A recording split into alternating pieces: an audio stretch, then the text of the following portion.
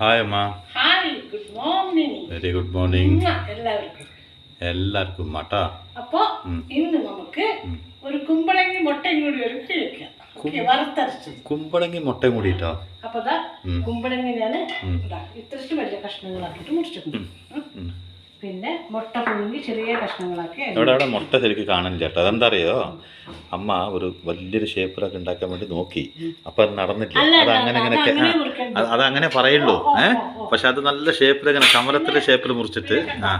ഇത് നാളികേരം, മല്ലി, മുളക്, ചെറിയുള്ളി, കുറച്ച് കറിവേപ്പില, 2 മണി കുരുമുളക്, 2 മണി കുരുമുളക്, ഇതൊക്കെ കൂടി വറുത്ത് അരച്ചതാണ്. ഇതൊക്കെ മല്ലി, മുളക്, അമ്മക്ക് തന്നെ ഓർമ്മയില്ല, ചെറിയ ഉള്ളി, നാളികേരം, കറിവേപ്പില, പിന്നെ 2 മണി കുരുമുളക് മാത്രം ഇട്ടിട്ടുള്ളൂ, വേറെ ഒന്നുമില്ല കേട്ടോ.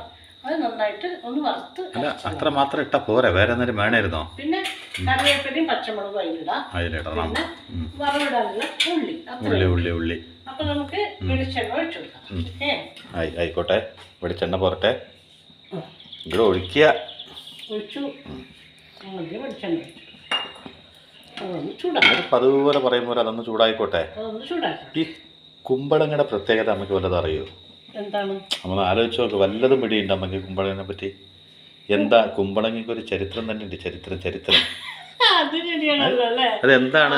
അതെന്തറിയോ, ഇവിടെ എന്റെ 2 ചേച്ചിമാരുണ്ടല്ലോ. അതല്ല ഞാൻ പറഞ്ഞത്. അത് പറഞ്ഞോളൂ, ഞാൻ അതല്ല ഉദ്ദേശിച്ചത്. എന്താ പറയാ, ജൈവ രീതിയിൽ ഉണ്ടാക്കിയതാണ്. അതിന് വിഷം ഒന്നും അടിച്ചിട്ടില്ല. നല്ല കുമ്പളങ്ങയാണ്. അപ്പൊ വളവും മരുന്നൊന്നും അടിക്കാത്ത. അതാണോ ഉദ്ദേശിച്ചത്? വിഷം അടിച്ചിട്ടില്ല എനിക്ക് വയ്യ എന്റെ ഭഗവാന്. ഇത് ഞങ്ങളൊക്കെ പച്ചക്കറികളിലൊക്കെ അങ്ങനെ ചെയ്യുമല്ലോ. പക്ഷെ 2 ചേച്ചിമാരല്ല, ഒരു ചേച്ചിയാണ് ഇപ്പൊ ഇത് കൊണ്ടുവന്നത്. അതെ, 2 ചേച്ചിമാരുണ്ടല്ലോ. 2 ചേച്ചിമാരും കൂടി ഇത് താങ്ങി പിടിച്ച് വരാതെ എന്താ റെയിലുള്ളവര് കൊണ്ടുവന്നതാ? ഒരു ചേച്ചി അത് കൈ പിടിച്ചിട്ട് കൊണ്ടുവന്ന് തന്നു. ചെക്കനെ കൊണ്ട് തോറ്റു. ഞാനതല്ല, ഈ കുമ്പളങ്ങയ്ക്ക് ഒരു ചരിത്രമുണ്ട്. അത് അമ്മക്കറിയില്ല. അമ്മ കേട്ട് അമ്മ പറഞ്ഞു തന്ന്. എന്നിട്ട് ഞാൻ മനസ്സിലാക്കിയ ഒരു ചരിത്രമുണ്ട് കുമ്പളങ്ങയ്ക്ക്.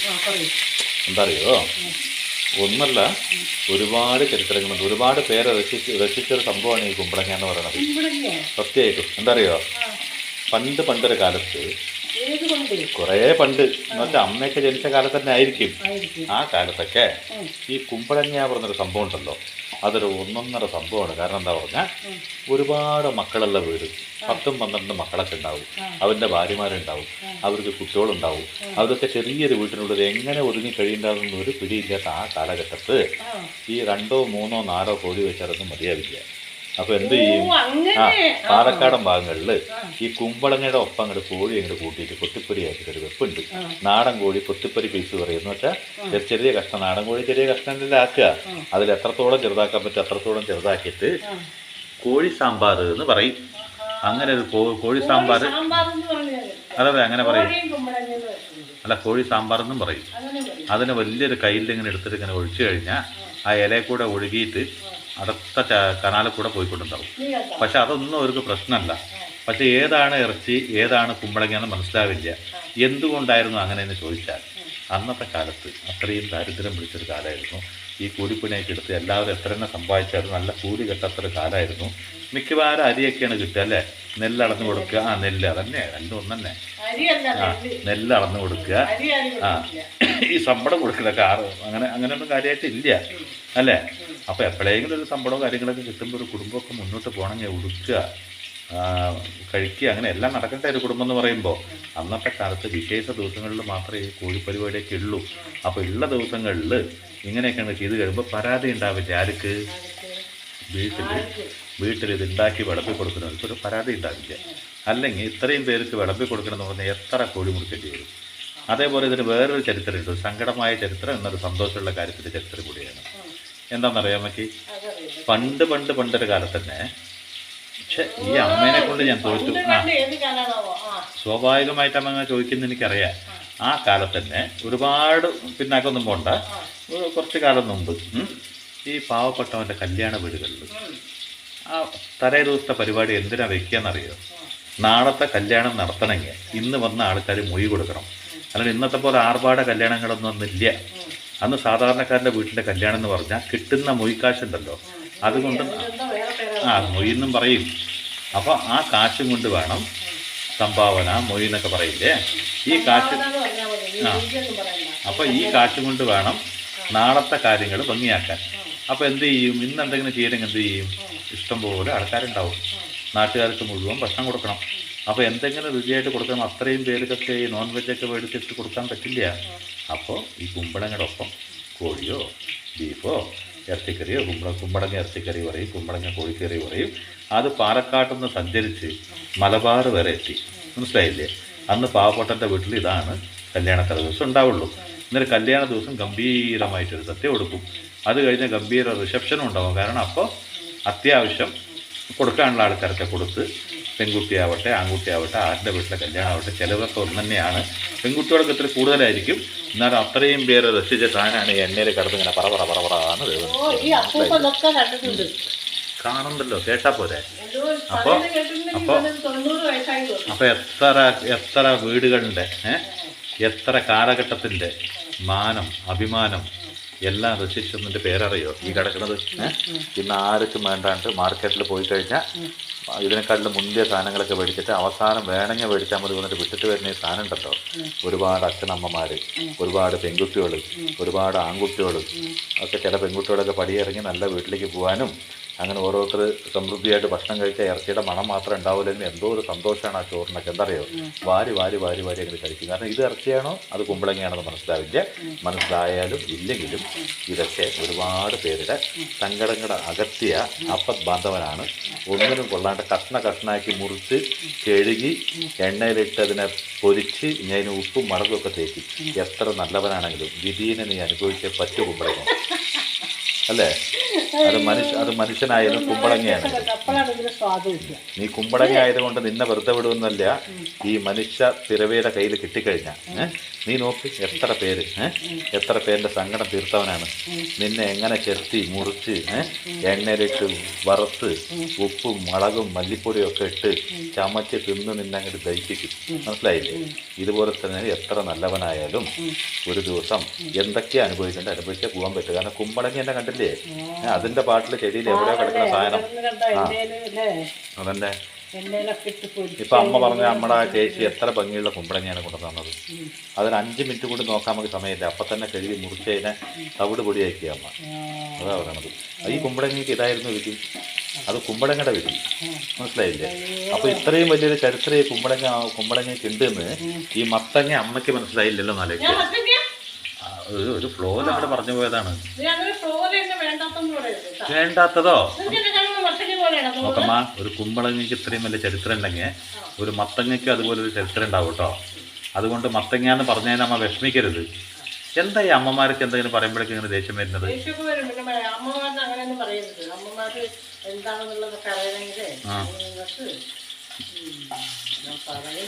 അമ്മമാരെന്താന്ന് അറിയണമെങ്കിൽ നിങ്ങൾ എന്ത് ചെയ്യണം? ഒരു കുമ്പളങ്ങ മേടിച്ച് കഴിക്കണം. എന്താ അമ്മ പറഞ്ഞത് മനസ്സിലായില്ല? എന്തിനാ നമ്മൾ രണ്ടുപേരും കൂടി ഇടുന്നത്? അമ്മ ഇട്ടാ പോലെ ആ ചെറിയൊരു കപ്പിന്ന് അതെടുത്തിടാം ഞാൻ കൂടെ നമ്മുടെ ഒപ്പം.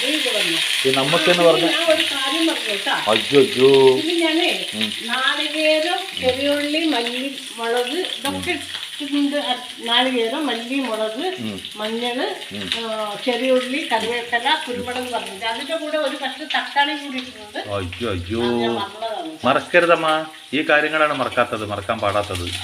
മനസ്സിലായില്ലേ? ഞാൻ എത്ര വട്ടം പറഞ്ഞു മറക്കരുതമ്മ. അമ്മക്ക് ഒരുപാട് മറവേണ്ടി ഇടയ്ക്ക്. ഈ അരപ്പ എനിക്ക് കൊടുക്കാം. ഇങ്ങനെ ആവണം, അപ്പോഴാണ് അരപ്പിടാൻ പാടുള്ളൂ, അപ്പോഴാണ് അതിന് സ്വാധീനിക്കും. ഇങ്ങനെ ആവാണ്ടിടരുതില്ല. അതൊക്കെ നമ്മൾ മുൻകൂട്ടി കറക്റ്റായിട്ട് പറഞ്ഞു കൊടുക്കണം. അപ്പോഴാണ് ഈ കുമ്പളങ്ങയുടെ ഈ കറിക്ക് ഒരു സ്വാധീനം. അതിന് നമ്മൾ കുമ്പളങ്ങ ഇങ്ങനെ വറക്കാനൊന്നുമില്ലല്ലോ എണ്ണയിൽ. ഇങ്ങനെ ഉള്ളപ്പോഴാണ് ഇതിന് സ്വാധീനം. അപ്പോൾ അതിൻ്റെ ആവശ്യമുള്ള വെള്ളം പറഞ്ഞാൽ അരപ്പ് വെള്ളമാണ്. അത് വെള്ളം ഒരുപാട് വെള്ളമൊന്നും വേണ്ട, അരപ്പ് വെള്ളം. ഞങ്ങളത് കടലിൽ നിന്ന് വെള്ളം കൊണ്ടൊന്നും ഒഴിക്കാന്നൊന്നും പറഞ്ഞില്ലല്ലോ. പാചകം ചെയ്യുമ്പോൾ അരപ്പ് വെള്ളം തന്നെയല്ലേ ഒഴിക്കുക. ഉപ്പിട്ട് കൊടുക്കുക ആവശ്യത്തിനുള്ള നമുക്ക് നമുക്ക് പറഞ്ഞുകൊണ്ട് ഒരു സ്പൂൺ ഉപ്പിടാൻ എത്ര പേര് വേണം അമ്മയ്ക്ക്? അതല്ല നമുക്ക് ആവശ്യത്തിനുള്ള ഉപ്പിട്ട് കൊടുക്കാൻ പറഞ്ഞു. നീ ഇടണ്ട, ഞാൻ ഇട്ടോളാം. ഇനി ഇതിന് ഉപ്പിട്ട് കൊടുക്കാന്ന് പറഞ്ഞ പോലെ നമുക്ക് എന്ന് പറഞ്ഞ ഒന്നിൽ കൂടുതൽ ആളുണ്ടാകുമ്പോൾ നമ്മുടെ പറയാൻ പാടുന്നു പണ്ട് പഠിപ്പിച്ചു തന്നിട്ടല്ലോ. അപ്പൊ ഇത്ര ഒരുപാട് ചാറുള്ള ഇതൊരു കുറച്ചിങ്ങനെ കുറുകിയിട്ടാണ് ഇരിക്കുക. അപ്പോഴാണ് ഇതിന് സ്വാദ്. എങ്ങനെ ഇരിക്കാന്ന്? കുറുകിയിട്ട്. നീ എന്നെ കളിയാക്കാൻ വേണ്ടിട്ട് ഓരോന്ന് പറയാനില്ലേ? എങ്ങനെയാണ് ഇരിക്കേണ്ടത്? ഇത് ഒന്ന് തിളച്ചതിന്റെ ശേഷം നമുക്ക് മുട്ട ഇട്ട് കൊടുക്കാം. അതിന്റെ ശേഷം ഒന്ന് വറവിടണം. ഒന്നും കൂടി. അത്രയും പൊടി ഉണ്ടമ്മ? ഇത്രയും പണിയല്ല, ഇത് വേഗം കഴിയും. അപ്പോഴാണ് സ്വാദ് കിട്ടുക. മുഖത്തിന്റെ തൊലിയൊക്കെ പോണ്ടാ തുടച്ചിട്ട്. അപ്പോ അത് വേവട്ടെ. അപ്പോഴേക്കും നമുക്കേ ഞാനൊരു കാര്യം പറയാം. കാര്യമല്ല, ഒരു കഥ. കുറെ ദിവസമായിട്ട് കഥ പറഞ്ഞിട്ട് ഒരു കഥ പറഞ്ഞു. അയ്യോ ഓടാത്ത പഴയ ലാമ്പി സ്കൂട്ടർ സ്റ്റാർട്ടായ പോലെയാണ് കഥ പറയട്ടെ പറഞ്ഞുകൊണ്ട്. കുറെ ദിവസമായില്ലേ സ്റ്റാർട്ടായിട്ട്. ഞാനൊന്ന് സ്റ്റാർട്ടാവട്ടെ എന്ന് പണ്ടത്തെ ലാമ്പി പറഞ്ഞ പോലെ, ലാമ്പി സ്കൂട്ടർ പറഞ്ഞ പോലെ. ആയിക്കോട്ടെ, പറഞ്ഞോളൂ. ഒരു സ്ഥലത്ത് ഒരു അമ്മ. അല്ല, അമ്മക്ക് ഈ വയസ്സിൽ ഇത്ര കൊഞ്ചലുണ്ടെങ്കിൽ നമ്മുടെ 5 വയസ്സിൽ അമ്മ എങ്ങനെ കൊഞ്ചി ഉണ്ടാവും? ഞാനിപ്പോ സഹിക്കണ്ടല്ലോ, അത് കാരണം കൊണ്ടാണ്. ഒരാള് നല്ല ഉയർന്ന ഉദ്യോഗത്തിലാണ്. എന്ത് ഉദ്യോഗമാണ്? എന്തോ ഒരു നല്ല ഉദ്യോഗം, ഉയർന്ന ഉദ്യോഗമാണ്, നല്ല സമ്പാദ്യം. എന്നാ എനിക്കൊരു സംശയമുണ്ട്, ചെത്തുകാരനായിരിക്കും. അതല്ല ഏറ്റവും ഉയരത്ത് കയറിയിട്ട് ഉദ്യോഗം ചെയ്യാ? പഠിച്ചിട്ട് നല്ല നിലയിലെത്തിയത് ലൈൻമാൻ ആയിരിക്കും. പോസ്റ്റിന്റെ മുകളിലല്ലേ അല്ല ഏറ്റവും ഉയർന്ന സ്ഥലത്തിരുന്ന് ഉദ്യോഗം ചെയ്യുന്ന ആൾക്കാർ ഇവരൊക്കെയാണ്. തെങ്ങ് കയറ്റക്കാര്, പന ചെത്തുന്ന ആൾക്കാർ, ലൈൻമാന്, ഇവരൊക്കെയാണ് ഏറ്റവും ഉയർന്ന സ്ഥലങ്ങളിൽ കയറിയിട്ട് പണി. എന്നാ പറഞ്ഞു.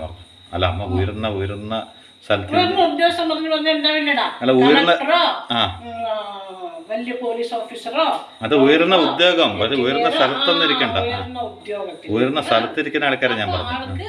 ഒരു നല്ല സമ്പത്തും എല്ലാ കഴിവുണ്ട്. അപ്പൊ ആളുടെ കൂടെ ഭാര്യ, മക്കള്, പിന്നെ അമ്മ ഉണ്ട്. അപ്പൊ ഈ അമ്മയ്ക്ക് എന്താ അറിയോ, ഒരു കണ്ണ് കാണില്ല, ഒരു കണ്ണില്ല. പിന്നെ ഈ ചിലർ പ്രായമാകുമ്പോ ഇങ്ങനെ വളഞ്ഞിട്ട് തന്നെ ഇടുപ്പൊന്ന് വളയില്ലേ, അതുപോലെയാണ് നടക്കുക. ശരിക്കും ഇങ്ങനെ നോർന്ന് നടക്കാൻ പറ്റാണ്ട് നന്നായി വളഞ്ഞിട്ടുണ്ട് അമ്മ. അപ്പോ അത് കാണുമ്പോ ഇങ്ങോർക്ക് പാവം എന്റെ അമ്മയ്ക്ക് ഒരു കണ്ണില്ല, അമ്മ ഇങ്ങനെ അങ്ങനെയുള്ളൊരു സ്നേഹം കൊണ്ടുള്ള ഒരു വിഷമൊക്കെ ഉണ്ട് മകന്. സ്വാഭാവികം, മകൻ അങ്ങനെ ഉണ്ടാവണല്ലോ. പക്ഷെ ഭാര്യയ്ക്കും മക്കൾക്ക് എന്തറിയോ, അത് കാണുമ്പോ ഒരു വെറുപ്പാണ്. മകന്റെ സ്നേഹം കാണുമ്പോ അവരുടെ വീട്ടിലേക്ക് വരുമ്പോ ഈ അമ്മ അങ്ങനെ അവരുടെ മുമ്പിലൊക്കെ വരികയാണെങ്കിൽ, സ്വീകരണ മുറിയിലൊക്കെ വന്നിരിക്കുകയാണെങ്കിൽ, അങ്ങനെ തന്നെ എവിടെയെങ്കിലും മുക്കിലൊരു സ്ഥലത്ത് ഇരിക്കുകയാണെങ്കിൽ ബുദ്ധിമുട്ടില്ല. അതാണ് ഉദ്ദേശിച്ചത്. അപ്പൊ ഈ മുട്ടയും കൂടി ഇട്ടു. ആ മുട്ട എന്താ മിക്സിയിൽ അരച്ചാമ? മുറിച്ചതാണ്. പാവന്റെ അമ്മ ഡിസൈൻ ആക്കിയിട്ട് നിങ്ങളെ കാണിക്കാൻ വേണ്ടി നിന്നാണ്. മുട്ട വേവ് കൂടുതലായപ്പോ അത് വേറെ രീതിയിലായി. അതൊക്കെ ഒരു സ്പോർട്സ്മാൻ സ്പിരിറ്റിൽ എടുത്തോളൂ കേട്ടോ. അടുത്ത പ്രാവശ്യം അടുത്ത പ്രാവശ്യം അതിന് മസാലയൊക്കെ പിടിച്ചിട്ട് അതിനൊരു പ്രത്യേക സ്വാദ് ഉണ്ടാവും. അതിനാണ് ഞാൻ മുറിച്ചത്. അടുത്ത പ്രാവശ്യം അമ്മ ഡിസൈൻ ആയിട്ട് മുറിക്കുക തന്നെ ചെയ്യും. ഈ കറിക്ക് നല്ല സ്വാദ് ഉണ്ടാവും, ഞാൻ ഉറപ്പ് തരാം കേട്ടോ. ഞാൻ ഉറപ്പ് തരാം. പറയണതൊന്നും കേൾക്കണ്ട, ഇവൻ എന്തും പറയും. ആ മുട്ടയുടെ ഭംഗി പോയത് കൊണ്ട് കറി നന്നാവില്ല എന്ന് വിചാരിക്കരുത്. അപ്പൊ മക്കൾക്കും ഭാര്യയ്ക്കൊക്കെ ഒരു വെറുപ്പുണ്ട്. എന്താന്ന് നമ്മുടെ വീട്ടിൽ പല ആൾക്കാരും വരും. ആ സമയത്ത് ഈ അമ്മ ഈ വടഞ്ഞു കുത്തി ഇങ്ങനെ, പിന്നെ ഒരു കണ്ണുമില്ല, അതൊരു അപാകത പോലെയാണ്. അങ്ങനെയൊക്കെ അവർക്ക് തോന്നി. ഈ പ്രായത്തിൽ വയസ്സായ അമ്മേനെ നിർത്താൻ പറ്റും. നിങ്ങൾക്ക് അവിടെ പോയി ഇരുന്നൂടെ, ആരെങ്കിലും വരുമ്പോഴേക്കും നിങ്ങൾ എന്തിനാണ് നിങ്ങൾ അവരുടെ മുമ്പിലേക്ക് വരുന്നത് എന്നൊക്കെ പറയും. അപ്പം മകൻ അത് കേൾക്കുമ്പോൾ വിഷമം തോന്നും. കാരണം ആളുടെ അമ്മയല്ലേ. അയ്യോ, പക്ഷെ ഒന്നും മിണ്ടാൻ സാധ്യതയില്ല. എന്താ പറഞ്ഞാൽ വീട്ടിലെ സമാധാനം പോവും, വഴക്കുണ്ടാവും. അത് വേണ്ടാന്ന് ഉദ്ദേശിച്ചിട്ട് പൊതുവെ ആൺകുട്ടികൾ അങ്ങനെയാണ്, കൂടുതൽ സമാധാനം പോകുമ്പോൾ ഒന്നും മിണ്ടില്ല. അപ്പോൾ അങ്ങനെ പറയും, അങ്ങനെ ഒന്നും മിണ്ടാണ്ടിരിക്കും. അങ്ങനെ ഇരിക്കുമ്പോൾ ഈ അമ്മയ്ക്ക് ഇത് കേട്ടിട്ട് മകന്റെ മുഖത്തേക്ക് നോക്കുമ്പോൾ മകന്റെ വിഷമം ഈ അമ്മയ്ക്ക് മനസ്സിലാക്കാൻ പറ്റുന്നുണ്ട്. അമ്മമാരങ്ങനെയാണല്ലോ. അപ്പോ കുറച്ച് ദിവസം എൻ്റെ ഗ്രാമത്തിൽ എൻ്റെ ആങ്ങളയുണ്ട്, അവിടെ പോയിരിക്കാം. മനസ്സിൽ മോനെ എന്നെ നിൻ്റെ മാമൻ്റെ അവിടേക്ക് കൊണ്ടുപോകും, മാമൻ്റെ വീട്ടിൽ കൊണ്ടുപോയി വിടും, കുറച്ച് ദിവസം ഞാൻ അവിടെ ഇരിക്കട്ടെ എന്ന്. അയ്യോ അമ്മ, അത് ഗ്രാമമല്ലേ, അമ്മയ്ക്ക് അവിടെ വല്ല വയ്യായൊക്കെ വന്ന ബുദ്ധിമുട്ടല്ലേ, അതൊന്നും നീ കണക്കാക്കണ്ട, ഞാൻ ജനിച്ചു വളർന്ന നാടന്നെയല്ലേ, നീ എന്നെ അവിടെ കൊണ്ടുപോയി ആക്കുകയുള്ളൂ. അപ്പോൾ ഇവർ ശരിയെന്നും പറഞ്ഞ് മകൻ അമ്മാവൻ്റെ വീട്ടിൽ കൊണ്ടായി. കുറച്ച് ദിവസം അമ്മയ്ക്ക് ഇവിടെ നിൽക്കണത്രയെന്ന് പറഞ്ഞ് കൊണ്ടായി. അവിടെ ഇരുന്നു. അങ്ങനെ ഒരു 5-8 മാസമൊക്കെ കഴിഞ്ഞു, ഏതാണ്ട് ഒരു വർഷം ആവാറായി. അപ്പോൾ ഇവരുടെ ഈ നമ്മുടെ ഭർത്താവിൻ്റെ അനിയൻ എന്ന് പറഞ്ഞാൽ ഈ മകൻ്റെ ചെറിയച്ഛൻ അങ്ങോട്ട് അമേരിക്കയിൽ നിന്ന് വന്നു. വന്നപ്പോൾ ഏഴത്തിയമ്മ കാണാൻ വേണ്ടിയിട്ട് ഇങ്ങോട്ട് വന്നു. ഏഴത്തിയമ്മ എന്ന് പറഞ്ഞാൽ ഇയാളുടെ അമ്മ കാണാൻ വേണ്ടി വന്നപ്പോൾ ഇവിടെ ഇല്ല. അപ്പോൾ ഏഴത്തിയമ്മ എവിടെയെന്ന് ചോദിച്ചു. അവര് മാമൻ്റെ വീട്ടിലാണെന്ന്. അതെന്താ അവിടെ ചോദിച്ചു. അവർക്ക് മാമൻ്റെ വീട്ടിൽ കുറച്ച് ദിവസം നിൽക്കണം എന്ന് പറഞ്ഞപ്പോൾ എന്നാൽ പിന്നെ നമുക്ക് അവിടെ പോയി കാണാൻ പറഞ്ഞു. ഇവരെല്ലാവരും കൂടിയിട്ട് അങ്ങോട്ട് അവിടെ പോയപ്പോൾ അവർ ഇത്തിരി ഇവിടെയുള്ള ഉഷാറൊന്നും ഇല്ലാണ്ട് ഒരു അവസ്ഥയായിട്ടുണ്ട്. കാരണം അവിടെ പോയതിന് ശേഷം ഈ മകനും അന്വേഷിക്കാനില്ല, പേരക്കുട്ടി ആരും അന്വേഷിക്കാനൊന്നും പോയിട്ടില്ല. അപ്പോൾ അവിടെ പോയി. അപ്പോൾ ഇതെന്താ അങ്ങനെ ഇത്രയും അവസ്ഥയായോ എഴുത്തിയമ്മ എന്ന് ചോദിക്കും. അപ്പോൾ പറയും അവരുടെ ആങ്ങളെ പറയും, ഞാൻ എൻ്റെ കഴിവിനനുസരിച്ചൊക്കെ നോക്കുന്നുണ്ട്, അതിനെക്കൊണ്ട് അതാ പറ്റുള്ളൂ എന്ന് പറയും. അപ്പോൾ അതെന്തുകൊണ്ട് നിങ്ങൾ മകനെ അറിയിച്ചില്ല?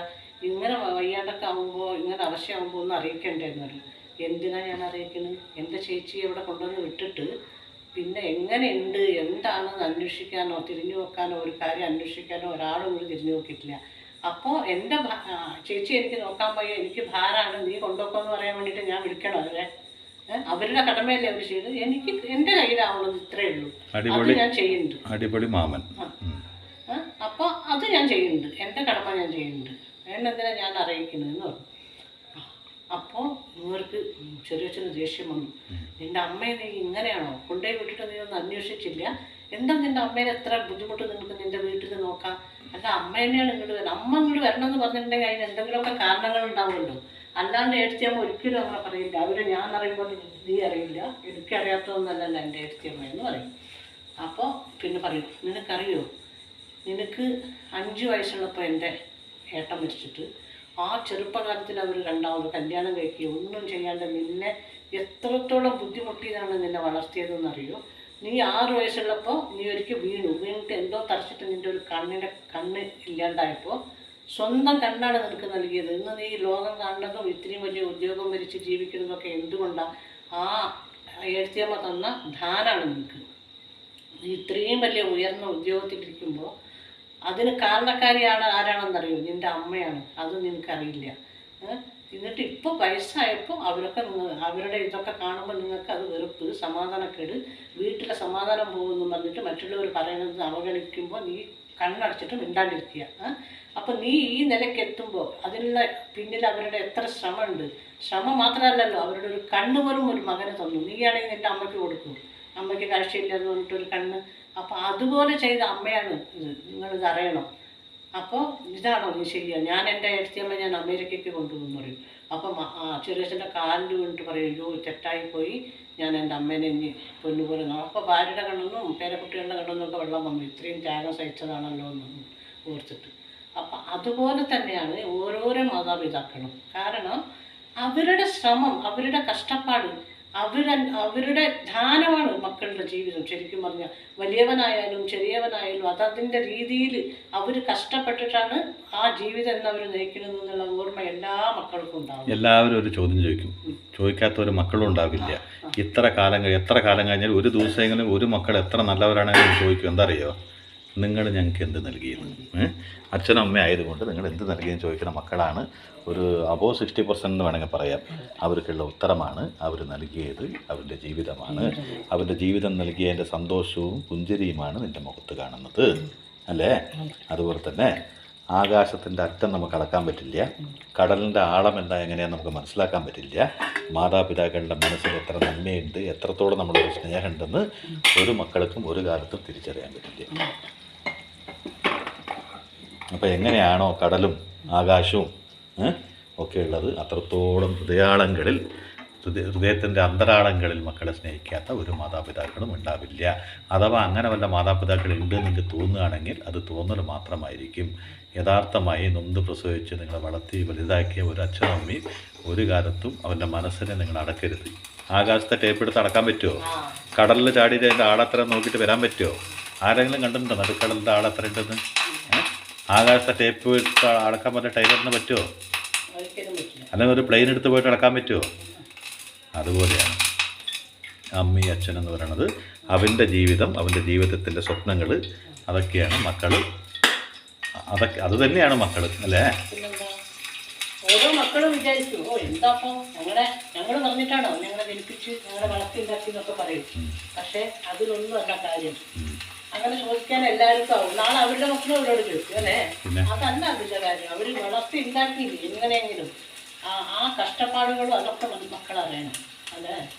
അല്ലാണ്ട് എന്താ നിങ്ങൾ ഞങ്ങൾക്ക് സമ്പാദിച്ച് വെച്ചെന്ന് ചോദിക്കില്ല. സമ്പാദിച്ച് വെച്ചത് ഒന്നും ഇല്ലെങ്കിലും കൂടി അവരെ വളർത്തി വലുതാക്കി ഇത്രത്തോളം ജീവിക്കാനുള്ള വഴി അവരാണല്ലോ അല്ലേ?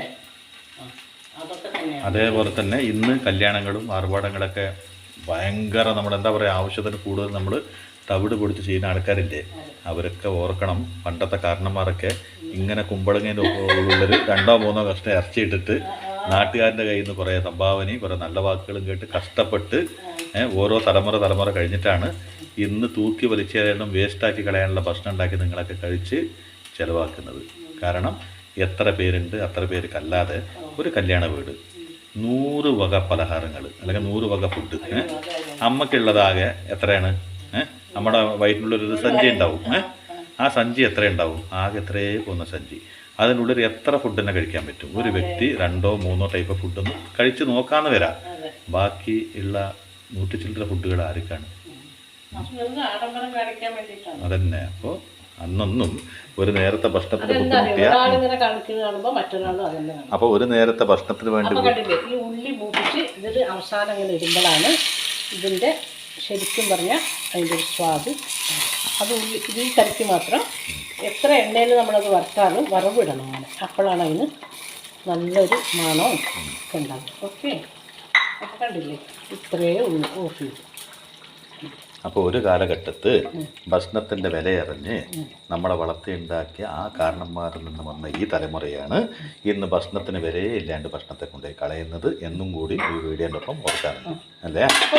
ഈ കുമ്പളങ്ങ കറി കൂട്ടിയിട്ട് ഭക്ഷണം കഴിക്കുമോ? പിന്നെ ഞാൻ ഉറപ്പായിട്ടും കഴിക്കും. പ്രത്യേകിച്ച് നമ്മുടെയൊക്കെ കഥ പറഞ്ഞ സ്ഥിതിക്ക് അമ്മ അത് ഉരുട്ടിയൊക്കെ തന്ന ഞാൻ ഉറപ്പായിട്ടും കഴിക്കും. വാരി തന്ന അപ്പോൾ എന്തായാലും അതൊരു നോസ്റ്റാൾജി ഉണ്ടാവും കുമ്പളങ്ങക്കറി. അത് അമ്മയുടെ കൈയും കൂടി ഒന്ന് കുഴച്ചൊന്ന് ഉരുണ്ടാക്കി തരുമ്പോണ്ടല്ലോ അതൊരു 1 1.5 എത്ര അര കൂട്ടിൻ്റെ ടേസ്റ്റാണ്. അപ്പോഴേ ഈ കറി നിങ്ങൾ വെച്ച് നോക്കൂ. നിങ്ങൾ ഇതിപ്പോ എല്ലാവരും കോഴിയുടെ കൂടെ ഒക്കെ ദൂരെ വെച്ചിട്ടുണ്ടാവും. പക്ഷെ മുട്ട ഇട്ടിട്ട് ഇങ്ങനെ വെക്കാൻ നല്ല സ്വാദാണ്. നിങ്ങൾ എളുപ്പത്തിൽ ഒരു കഷ്ണം കുമ്പളങ്ങി എടുത്ത് ഒരു 2, 3, 4 മുട്ട ഇട്ട് അല്ല 2 മുട്ടയാണെങ്കിൽ കുഴപ്പമില്ല വെച്ച് നോക്കും കേട്ടോ. അപ്പോൾ വെച്ച് വെക്കുക. എന്നിട്ട് എങ്ങനെയുണ്ടെന്ന് എന്നോട് പറയണം കേട്ടോ. ഞാൻ ഉറപ്പ് പറയണു സൂപ്പറായിരിക്കും. അമ്മ എത്രത്തോളം ഉറപ്പ് പറയുമ്പോൾ പിന്നെ സൂപ്പറായിരിക്കും. അതെ, നന്നായിരിക്കും. ഇറച്ചിക്കറി മാതിരി ഉണ്ടാവും. മാതിരിയല്ല, ഇറച്ചികളെ പോലെ ഉണ്ടാവും. അതന്നെ പറഞ്ഞു രണ്ടും ഒന്നും. ആരാ ഈ മാതിരി? അത് ഓ ശരി അങ്ങനെ ഒരു മലയാളം ഉണ്ടല്ലേ? അതേമാതിരി ഉണ്ടാവും. മാതിരി ഉണ്ടാവും. എന്റെ മലയാളമൊക്കെ ചിലപ്പോ അതൊക്കെ അവർക്ക് മനസ്സിലാവും. അതിങ്ങനെ കുത്തി പറയല്ലേ? അത് ശരിയാണ്. അങ്ങനെ ഒരു മലയാളം ഉണ്ട്, ഞാൻ കേട്ടിട്ടുണ്ട്. അതാണ് ഇവിടെ ഇല്ലാന്ന് മാത്രം. പിന്നെ എവിടെയുള്ളത്?